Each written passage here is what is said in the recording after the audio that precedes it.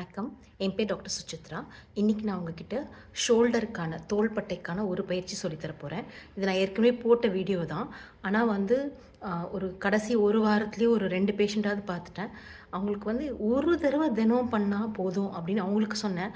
அந்த மாதிரி இந்த வீடியோவை பார்க்குறவங்களுக்கும் பயனுள்ளதாக இருக்கலான்றதுக்காக தான் இதை சொல்கிறேன்.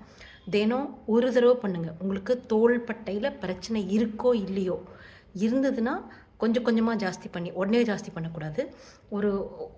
ஒரு தடவை பண்ணால் வலி இல்லைன்னா ஒரு 2-3 நாளைக்கு ஒரு தடவை தான் பண்ணணும்.